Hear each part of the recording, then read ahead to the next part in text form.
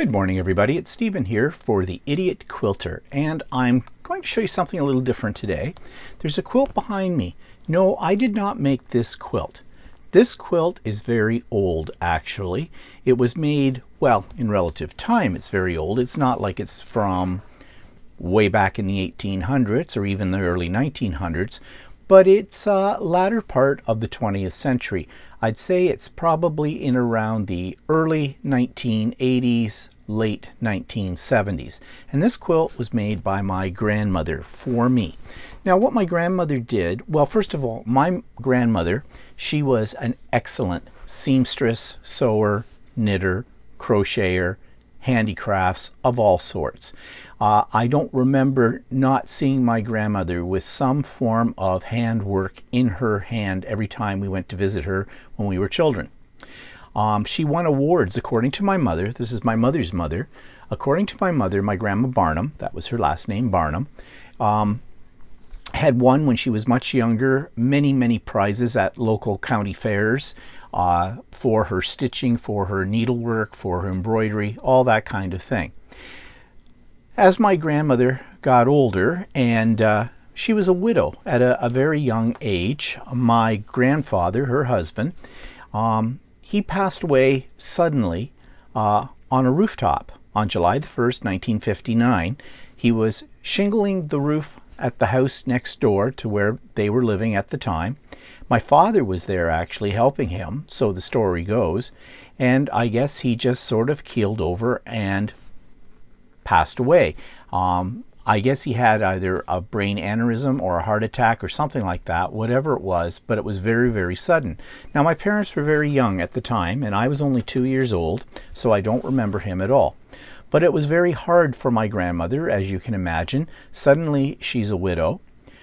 She'd been used to being a housewife. She still had a son living at home, my mother's brother, my uncle, who was a couple of years younger than my mother. So she had to support her family. So she had to get a job. And she got a job at the Bata shoe factory in the town that she lived in, sewing shoes. And she did that for over 20 years. She hated it, absolutely hated it.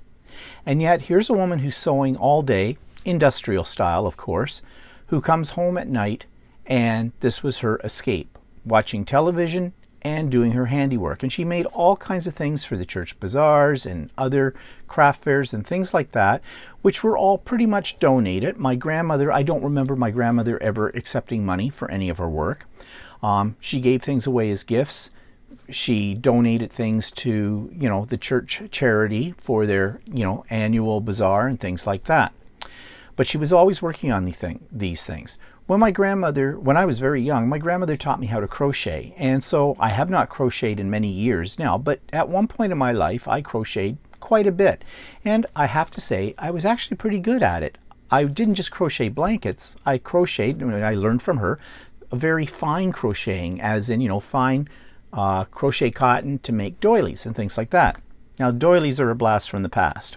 I made a lot of them and used to have them around in my early years in my apartment and in our first home and things like that.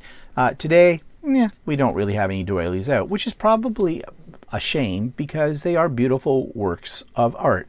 And a lot of people today who don't know how to do these kind of things, don't know how to do handwork, don't really realize the value in them. So back to my grandmother. So my grandmother decided, I guess at some point, she was going to make 5 quilts. Now, she had quilted before, but strangely enough, I never ever remember seeing my grandmother quilt. I know that in the basement of her house, when we cleaned it out, or when we got, when she moved eventually into a nursing home, and we were cleaning out a lot of her stuff in her house, there was a quilting frame in the basement. And I don't think my sister, I think I asked my sister if she has that. My sister doesn't quilt. I think my sister said no, she didn't have it. So I guess at that point in time, and this is before I ever got into quilting and sewing or anything like that, it just got tossed. Probably went in the garbage or something like that. I kind of kick myself now for that, because if I'd only known that I was going to get into quilting, I would have saved that frame. I've never done hand quilting, but I have thought about it. But anyways, my grandmother decided to make 5 quilts, one for each of her grandchildren. Now, on my side of the family, there were 3 of us, myself, my brother, and my sister. And on my uncle's side, my mother's brother, he had 2 boys as well. His 2 boys were considerably younger than me. So my grandmother made 5 of these in 5 different color ways. I think there was a blue, I think there was a green, there might have been a purple, there's this salmon and peach colored one, and I'm not sure what the other one was. We did know that my grandmother was working on these, but she never let us see them while she was working on them. I guess they were meant to be a surprise. Now, you have to remember I told you these were made probably in the late 70s, early 80s. I'm trying to think when I received this quilt from my grandmother, and I'm not sure if I had graduated from university yet and was working or not. I can't really remember, but I do remember that I had this hanging up in my first house. It's a large quilt. It's a queen size, and well, to be honest, I didn't like the colors. I know that sounds horrible. I love the quilt. I love the design. I love the work. I'm going to show it to you in a moment, a little bit more hiccups. A little closer, so you can see the handwork that's done in it. This quilt was all, I don't know if it was strictly hand stitched or if there was some machine stitching in it as well. We'll have to look at it a little closer and see if we can determine that. I suspect it was all hand done. I know the quilting on it was all hand done. For sure, not done with walking foots or anything like that. In fact, at the time that my grandmother was sewing this, her sewing machine, what I remember of her sewing machine, was very basic. You know, it was just sort of, you know, maybe it had a couple of decorative stitches, I don't know, but it was nothing as sophisticated as what we get today. So all done by hand, and probably done on her frame, as I said. So how did I end up with this one? These colors are not colors I like. I do not like salmons. I do not like browns. I do not like creams. It has, or peach. But it's still a beautiful quilt. I never put it on a bed because my decor in every place that I've lived never had these colors in it. But when I moved into my first house with Walter, we had a 2-story house, and it had a stairwell area where the stairs went from the basement to the 2nd floor. It was a bit of a climb, actually, because you went up and up and around and up and around and up to the top. And in that part between the landing where the stairs for the 1st floor ended and the stairs for the 2nd floor started, there was a huge blank wall that went from the landing to the ceiling. It probably was 8 feet tall, or maybe even close to 9 in that section, and it was just wide enough that I could hang that quilt there. So we put up a rod, we sewed into the back of this, which is hanging on right now, little rings that went through the rod, and there for the 7 years that we lived in that house, 8 years, I think we lived in that house for 8 years, that's where this quilt hung for all to see, and it looked great there. Then when we moved into this house, I did not have anywhere that I could hang it.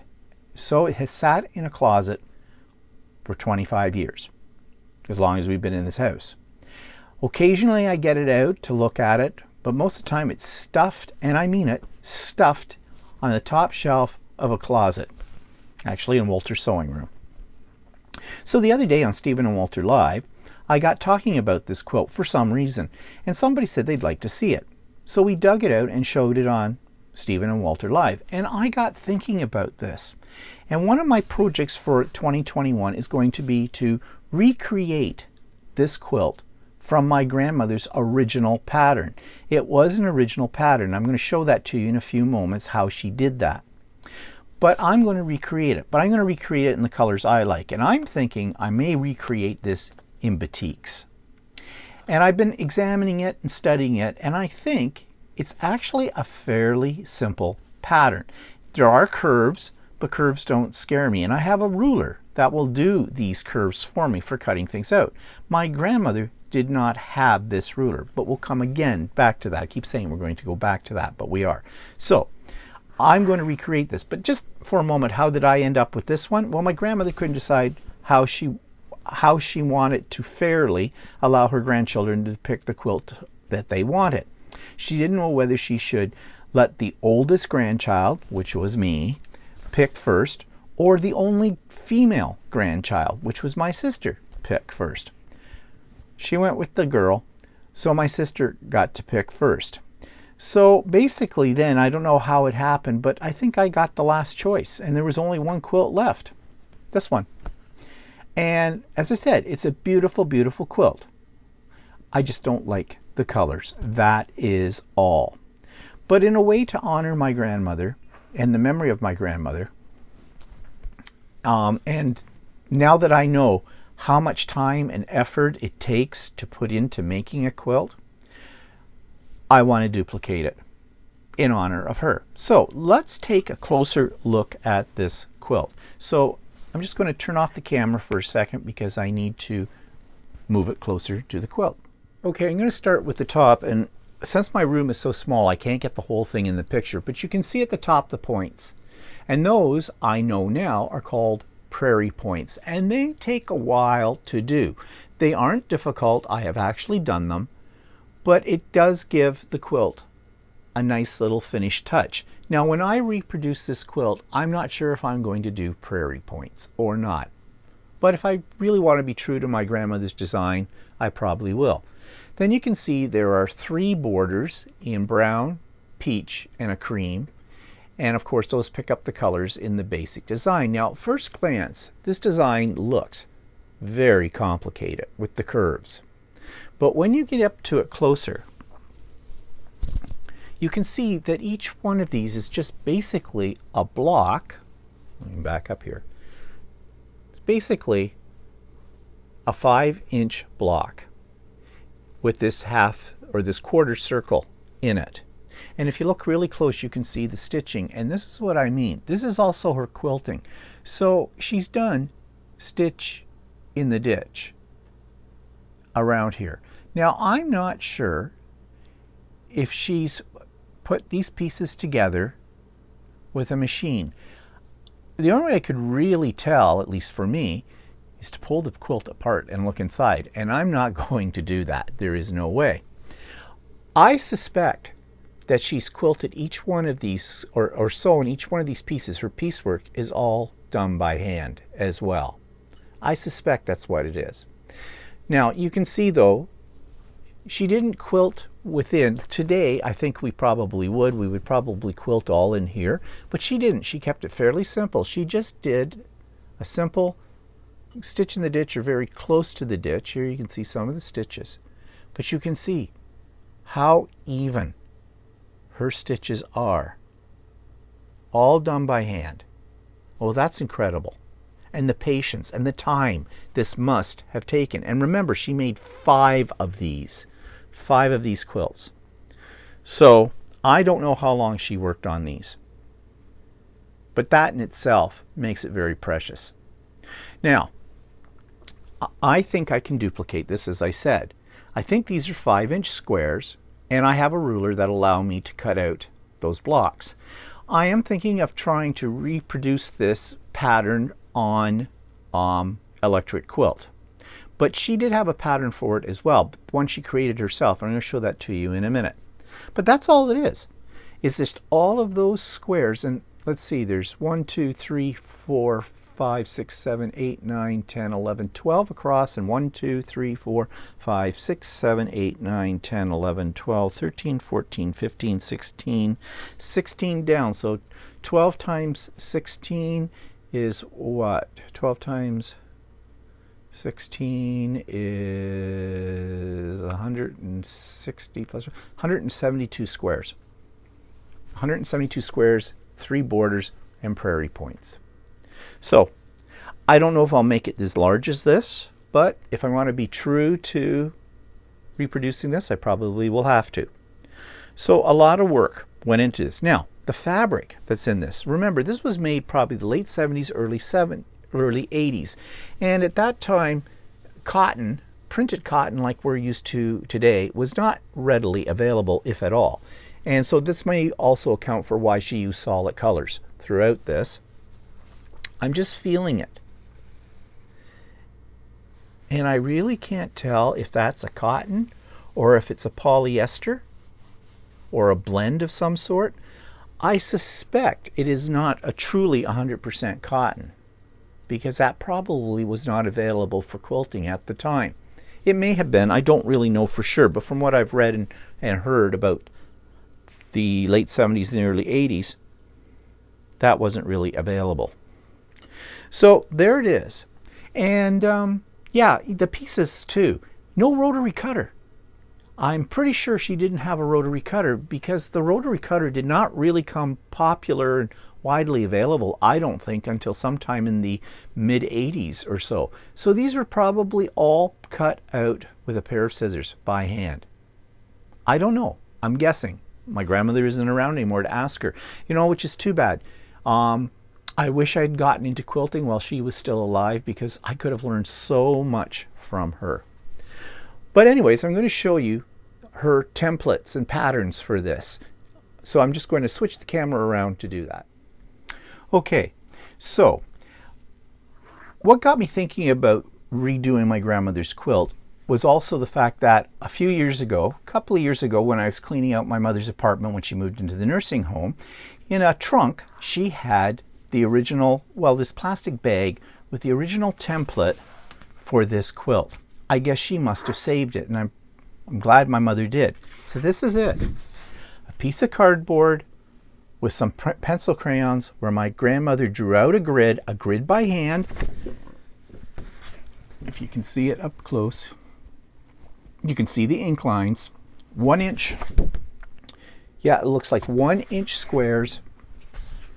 And she drew it all out. Now this is going to help me determine exactly how big each one of those squares is, but I think they're 5 inch unfinished. But she drew it all out, colored it in, and she made some notes at the top in my grandmother's handwriting. In fact, I'm thinking after I do this, I may frame this, because this is something that goes with the quilt. It goes with the whole provenance of the quilt. And in her notes, she called this design Moorish motif, a Moorish motif. So it's got that sort of Middle Eastern, you know, Turkey kind of, I don't know, look to it. And she's got some notes up here. And my grandmother had beautiful handwriting, but I see that she's got something that says 6H, A is in the letter A shape of lightest shade, 66, maybe it's 64. Maybe it's the number. Yeah, I think it's not an H, it's a 4. 64, A shape of lightest shade, 64, B shape, 64 A shape, and 64 B shape for medium shade, 64 A shape and 64 B shape from the darkest shade. So she didn't mark on here what are the A shapes and the B shapes, but I think what she's doing is she's calling the ones that have maybe one color scheme to them the A's and the others B's. That is something I'd have to figure out when I do this. And that's why I'm going to see if I can reproduce it in electric quilt as well. But I think I could make it right from this from her template, or not template, plan, or whatever, right from here. So this is pre-electric quilt days, you know, graph paper and drawing it out by hand. So that is something too. It just makes the value of this quilt to me even more so, because this was my grandmother's work. Okay, so there was something else I found in the plastic bag with this that don't have anything to do with this quilt, but must have had something to do with some other things she made at one time. There was an envelope full of templates. So here we have, I believe this is called an orange peel template. Today you buy these in plastic. You buy plastic templates to cut. But so this makes me also say that I'm pretty sure she was doing everything by hand. Now, I could use these. I could reproduce these in plastic and use them as templates to create another quilt. And I may do that somewhere along the line. Here's another one. Here's some smaller shapes as well. This one's interesting because it's got these little points on the edges. And there's one that she cut out of a piece of styrofoam, probably packaging. So, you know, combination of these shapes, I could maybe design a quilt. There isn't anything here that indicates what that quilt she may have made with those looks like. And they could be really old, like older than this quilt. Here's something she drew out on paper. I'm wondering if these shapes had anything to do with this. I don't know if they did. But she drew this out on a piece of like tracing paper or something as well. Now I think that goes with this. So she drew it out, and my grandmother could paint and sketch. I have some of her old sketchbooks as well. That I never inherited from her. I may have inherited my love of quilting from her and sewing and that kind of thing, but I never inherited the talent to draw like she could. But she's drawing it out on here first as her plan, and probably use that to trace out this. I don't know what this is for, but this is fascinating. This motif is very large. This in itself might make a really interesting quilt if I could figure out the design. She had other ones in here too that she had cut out of cardboard. This is one. Again, might make an interesting applique type quilt. It may have been for applique, probably was in that. And these are all kind of the same, these three, in small, medium, and large. So I must see what I can do with these someday, if I ever get to that. But those aren't my main objective. My main objective is that quilt behind me, using this. Now, for the circles that are there, that's actually called a drunkard's path kind of design. And this is a ruler. I have done a quilt that had circles, this kind of stuff cut into it with this ruler. So this is going to make life very easy, because I'm pretty sure that the 4.5 inch square here is what would go in that. Now my measurements may be a little off because I'll be using this ruler from hers, but I'm not going for exactly the same. I'm going for something very close to it. So I will be using that. So my first step in this is to see if I can reproduce one of these squares using this ruler, just to see what it would be like. And I'm going to go off and do that, and I'll come back and show you the end result. So I went off, and using this ruler, I recreated one of the little squares with the circle in it that's on the quilt behind. Now, I have to look up a YouTube video. I haven't used this template in a while, and it didn't quite work out the way I wanted it to, or thought it should. So I'll just have to review a video on how to use this properly. But yeah, this can be done. It's a little bit tedious because you're having to, you know, sew a circle into a square, but it can be done. And as I said, I have done it before a while ago on another quilt. And I used this ruler, this template. So I just have to review how to use that properly, because I'm pretty sure I didn't use it properly, because I kind of cheated on this one. I had extra fabric left over, so I got out another square ruler and cut this down to 4.5 inches square, which I don't think is the right size for this. I think they're 5 inches unfinished. So I'll figure that out. But you can see that's all this whole pattern is made up of, are these. And depending on the color combination, gives you the bands of color. So really not a complicated design. I'm pretty sure I can reproduce it. It will take time.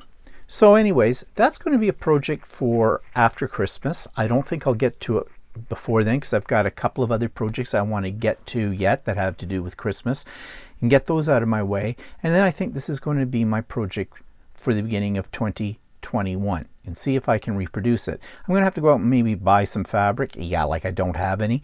But I'm thinking that maybe I want to do this using a charm pack, which means that probably these, if I use a charm pack, will be slightly smaller than what my grandmother used in the quilt. But as I said, I'm just reproducing the idea of it. I'm not trying to make an exact duplicate.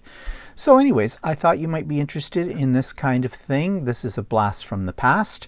And you know, I wish my grandmother was here today. She could probably help me with this a great deal. She'd probably be thrilled that one of her grandchildren has taken up quilting, because I'm the only one that has.